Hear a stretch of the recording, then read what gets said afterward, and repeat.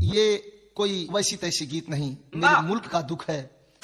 कवि का कहना है मास्टर, दुआरा पर बाजा बाजो हाकै मोर जान के रे, अंगना में बाजो हाकै ढोल रे, हमरे में कानो लिए कोने मोर पागली, सब में है खुशी के माहौल रे। दुआरा पर बाजा बाजो हाकै मोर जान के, अंगना में बाजो हाकै ढोल रे,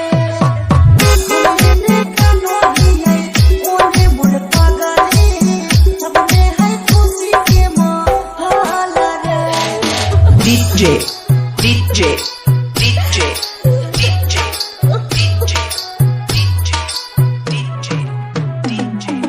Aman Babu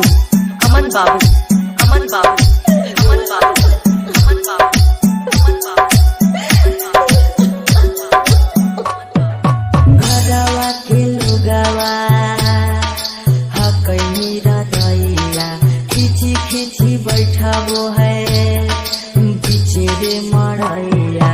घरवा के लुगावा हकै मेरा दैया, खिची खिची बैठाबो है पीछे रे मरैया। घर परिवार सब हकै तू समाना मारे, बुझे नहीं पड़े मामा के मोल रे, हमने कानो लिए ओने मोर पागली, सब में है खुशी के माहौल रे। DJ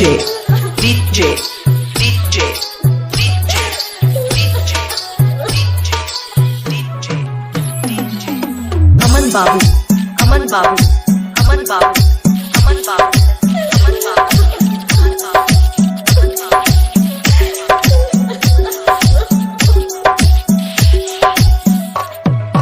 लागो है तू दे दिए अपना पराना, जाना के चुनरिया के बनाइए कफनामा।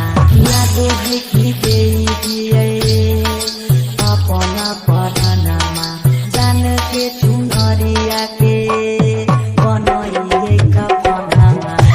सौरभती उसके जिंदगी तोरा के बिना, हो जाए तो जान जमा जो लागे, हमने कानो लिए ओने मोर पागली, सब में है खुशी के माहौल रे।